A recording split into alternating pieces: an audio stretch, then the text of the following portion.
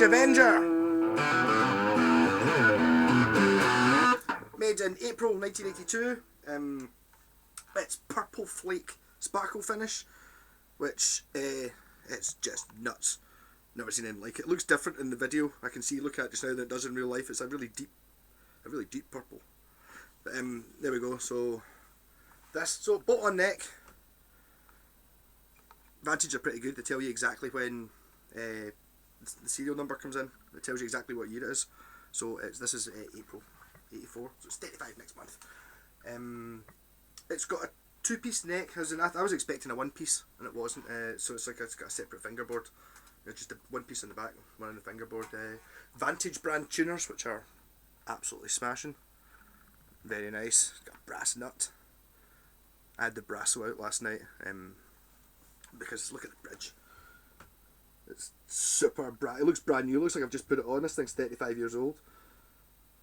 But it was all, brassy and lumpy and had lots of black stuff on it. I just assumed it was, when you see like a chrome deteriorates. Brass obviously doesn't.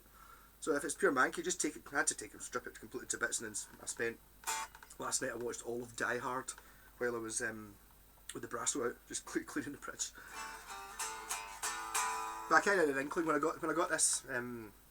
It was set up wrong, and it was really pretty dirty, and I kind of knew that it was going to be good.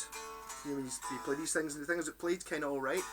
And it's like I started looking at it, and it had acoustic strings on it, I think, or really thick strings where the G string was wound, which meant you couldn't bend it, which was really weird.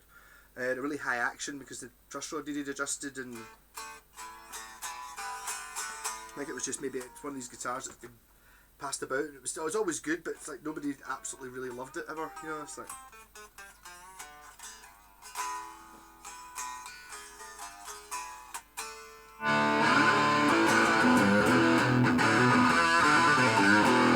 First pickup, neck pickup.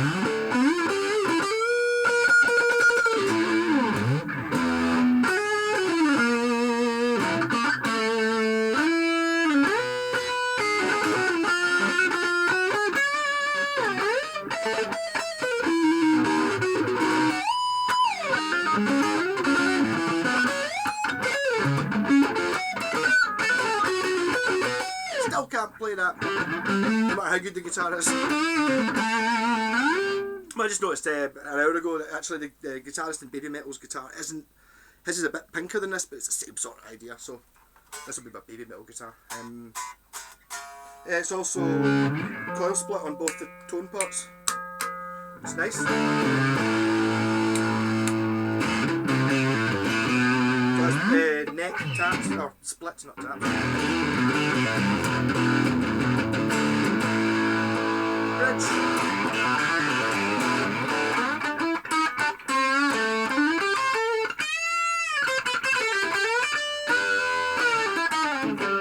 Yeah, the action's alright in the thin strings, but the thick strings, I don't know how I managed to do that. Actually, if you look at the bridge, you can see just when I don't know, I just haven't adjusted it since I had it in pieces. I had it totally down, even all the grub screws out, and I all bathed in WD-40 and then brassoed all the brass bits. But it's really lovely. See, when you've done that, and then you start trying to adjust the saddles, they're all so smooth and expensive feeling, and everything just, it's so much nicer when you're trying, when you're sitting there and you're trying not to chew up the edge of the head of the screw and stuff like that. None of that. I've done it up.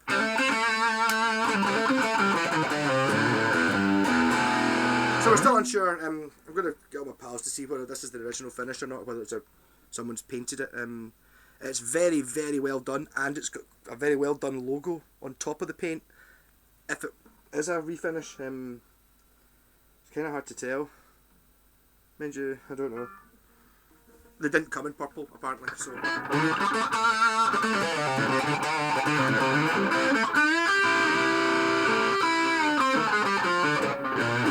But if it is a refinish, it was done 20 years ago.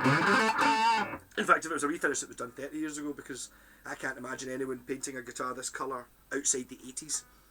It's like, I'm not even sure if did sparkle paint exist in 82? Yes, because the Glastrons speedboats have it, so yes, it did exist.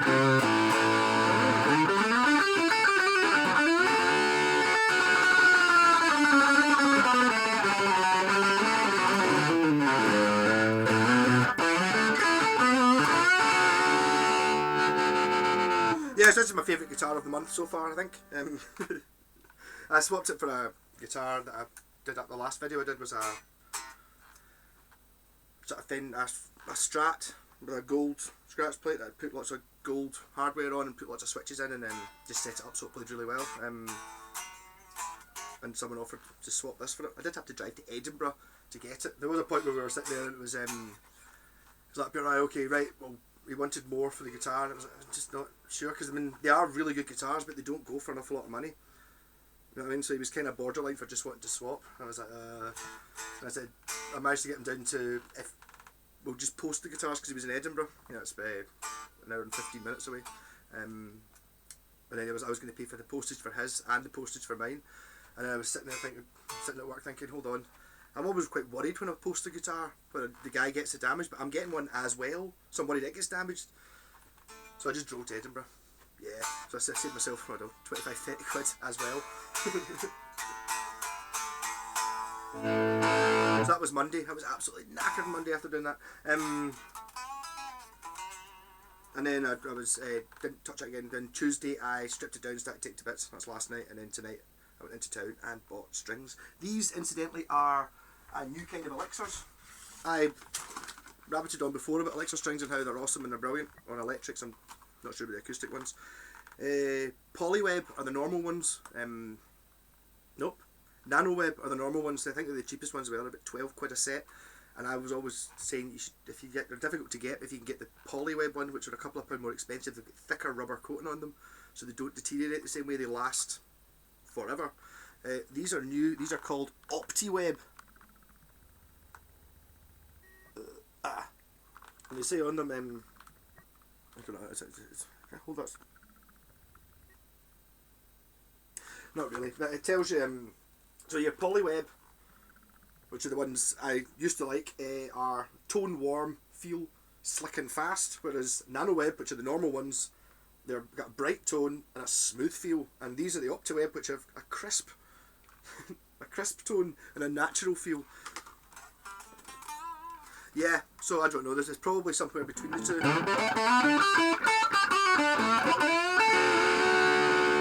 I would actually say they maybe feel a bit less like coated strings than the Polys and the Nanos do. But then again, I'm kind of used to the coated ones now, so I don't know.